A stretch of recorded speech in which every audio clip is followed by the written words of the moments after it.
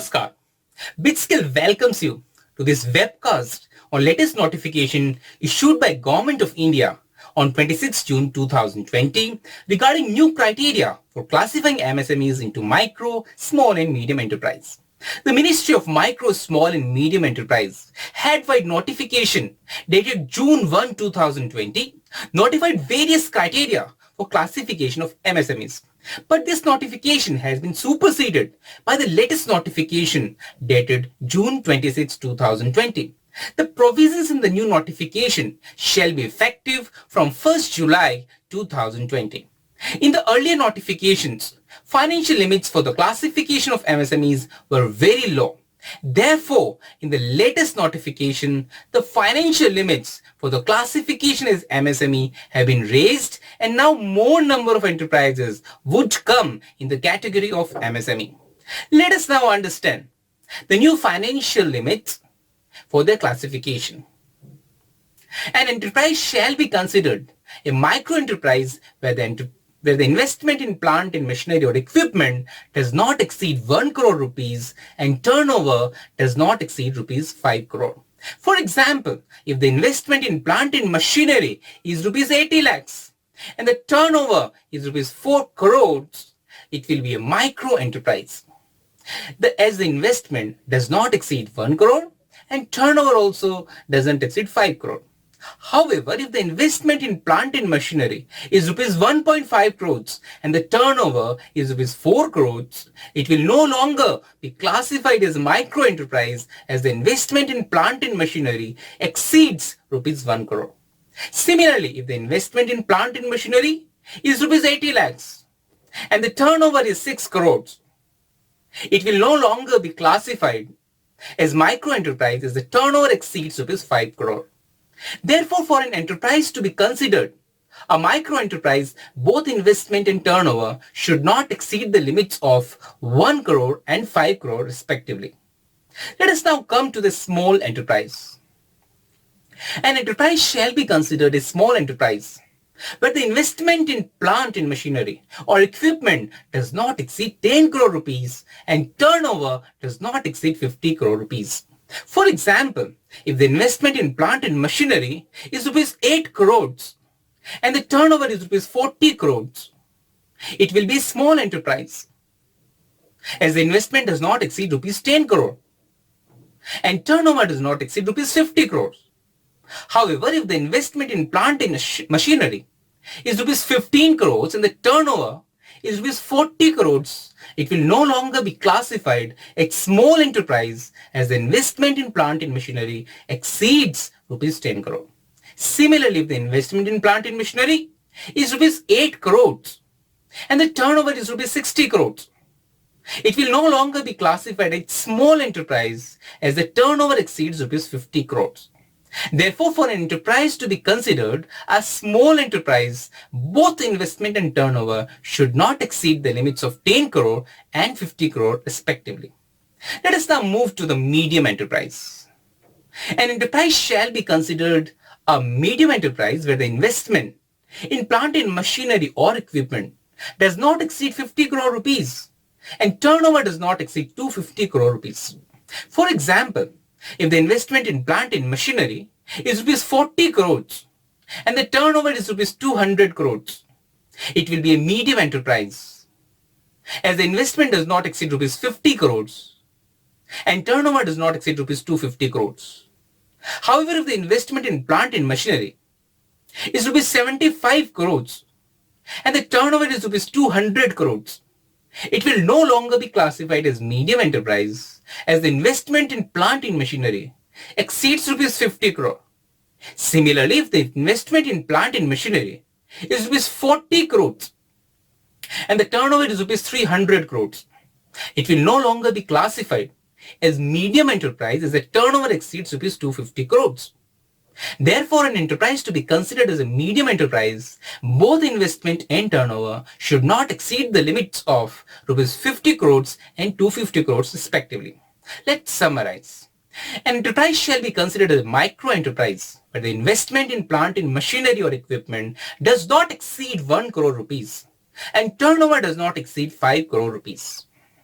An enterprise shall be considered as a small enterprise where the investment in plant and machinery or equipment does not exceed 10 crore rupees and turnover does not exceed 50 crore rupees.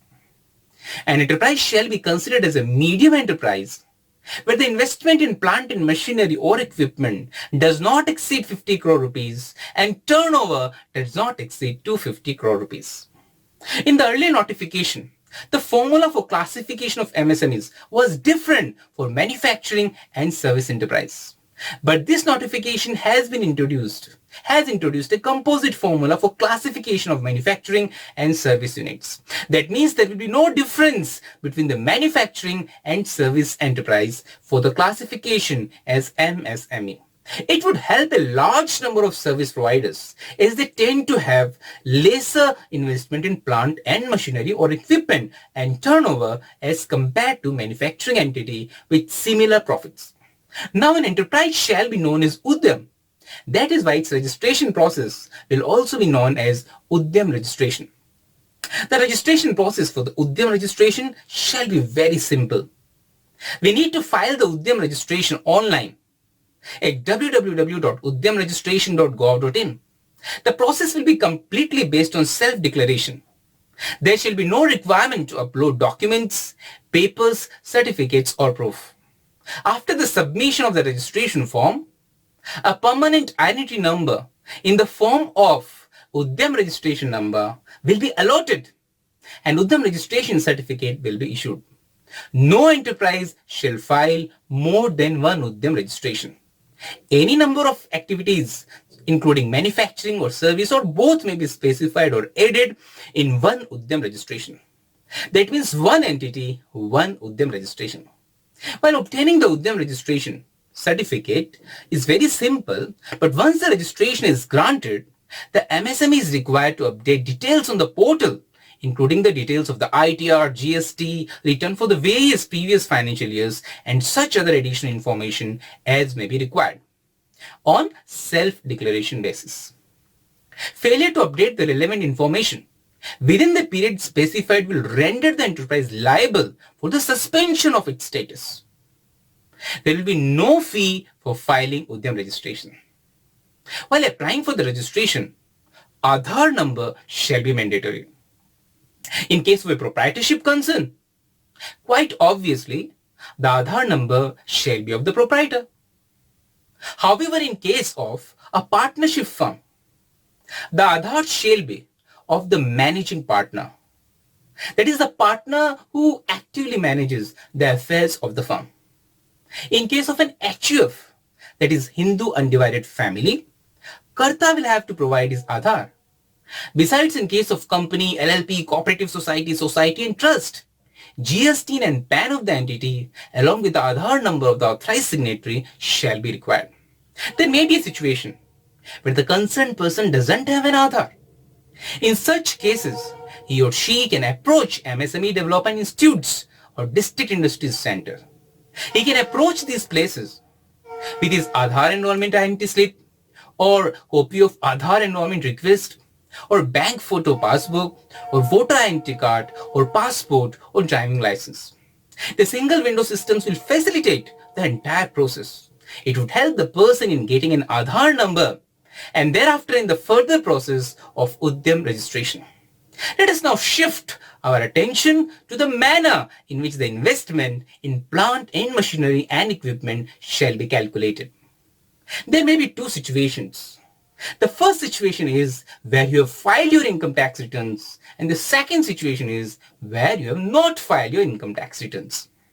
If you have filed your income tax returns in the previous years, the calculation of investment in plant and machinery or equipment will be linked to the income tax returns, that is ITR, of the previous years. In case of the new enterprises, where no prior ITR is available, the investment will be based on self-declaration of the promoter of the enterprise. However, such relaxation for new enterprise shall end after the 31st March of the financial year in which it files its ITR, its first ITR. After that, the investment shall again be linked to the ITR filed by the enterprise. Now a question arises. Which value of investment in plant, machinery and equipment shall we take when the calculation is to be made on the self-declaration basis? The notification says that in such cases of new enterprise without any ITR, where calculation is made on self-declaration basis, the purchase, that is the invoice value of plant, machinery or equipment, now whether purchase first hand or second hand, shall be taken into account. And we have to write these purchase values excluding goods and service tax, that is GST. The notification says that the plant and machinery and equipment shall have the same meaning as per the Income Tax Rules 1962. It would include all tangible assets other than the land, building and furniture. However, it shall also not include the items mentioned in Explanation 1 to Section 7(1) of MSME Act 2006. As per this explanation, the cost of the pollution control, research and development, industrial safety devices and such other items as may be specified by the notification shall be excluded. There may be situations where there are multiple units with goods and service tax identification number, but they are listed against the same permanent account number, that is PAN. In such cases, all such units shall be collectively treated as one enterprise. That means the investment figures for all such units shall be taken together. Only aggregate values will be considered for determining whether it is a micro or small or a medium enterprise. And what about the turnover of such multiple units with common PAN? Well, just like investment, the turnover shall also be calculated on collective basis for all units with goods and service tax identification number listed against the same permanent account number, that is PAN. All such units shall be treated as one enterprise. Turnover figures of all such enterprises have to be seen together. Only the aggregate values will be considered for determining whether it is a micro or a small or a medium enterprise. Now, one question. Will exports be included while calculating the turnover? Well, the answer is no. Exports of goods or services or both shall be excluded while calculating the turnover of any enterprise. For calculating the criteria, exports made by an enterprise shall not be taken into account. Just like investment in plant and machinery, even the information as regards to turnover and exports for an enterprise shall also be linked to the Income Tax Act or the Central Goods and Services Act and the GST. What if the enterprise does not have PAN? In such situations, the figures will be considered on self-declaration basis for a period up to 31st March 2021. After 31st March 2021, PAN and GST would be mandatory. Let us come to the existing enterprises. That is, the enterprises which are already registered under MSME on 30th June 2020. Such existing enterprises registered prior to 30th June 2020 shall continue to be valid only for a period up to 31st day of March 2021. However, even if they are pre-registered, such enterprises will also have to re-register themselves under this new portal. Not only this, all enterprises registered till 30th June 2020, that is the existing enterprises, shall be reclassified in accordance with this notification. Let us discuss about the change in the classification of enterprise on the basis of the information furnished and updated from time to time, as well as information from various government sources including ITR and GSTR. On the basis of such information and updates, the classification of enterprise may be changed to a lower to higher category, which will be known as graduation, and from higher to lower category, which will be known as reverse graduation. In cases of graduation from lower to higher category, the enterprise will maintain its prevailing status till the expiry of 1 year from the close of the financial year of the registration, from the close of the year of the registration. That means there will be no change in the category of the enterprise till the expiry of 1 year from 1 year from what? 1 year from the close of the year of the registration. That means till the expiry of 1 year from the close of the year of registration, there will be no change in the category. In cases of the reverse graduation of an enterprise, the enterprise will continue in the present category till the closure of the financial year. It will be given the change status only with effect from 1st April of the financial year following the year in which the change happened.